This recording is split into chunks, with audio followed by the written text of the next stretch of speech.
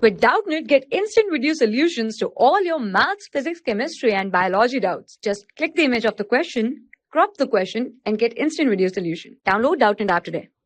The question is the radius of the hydrogen atom in its ground state is 5.3 into 10 power minus 11 meters.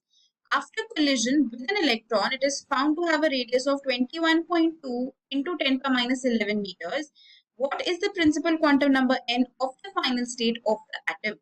If we talk about the expression of radius as given by Bohr, the formula is written in the condensed form as 0.529 into n square by z when we calculate the radius in angstroms, right? And when you are calculating it in meters, if you calculate it in meters, what do? You just multiply it by 10 to the power minus 10, right? But what we really need here is we don't need to convert it into any form. We just need a relationship here, right?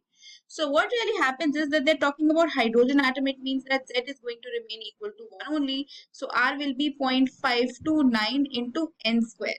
0.529 is a constant. So from here we get the relation that R is directly proportional to n square. Now, if I talk about the exact relation of radius, that is n square h square upon 4 pi square me square z. This is the exact relation for radius, which is condensed in this form if we have to calculate the radius in angstrom.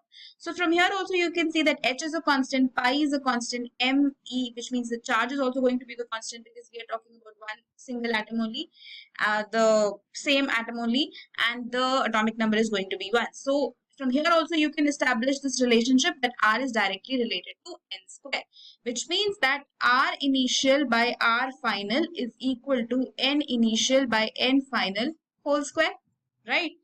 Now R initial is the radius in the ground state, which is 5.3 into 10 to the power minus 11 divided by, after collision, it is found to have a radius of 21.2 into 10 to the power minus 11, right?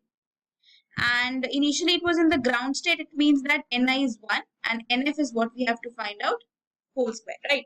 So 10 power minus 11, 10 power minus 11 will get cancelled out, right? And 5.3 and 21.2 will get cancelled out as 5.3 4s. So this will become 1 by 4 is equal to 1 by Nf square, right?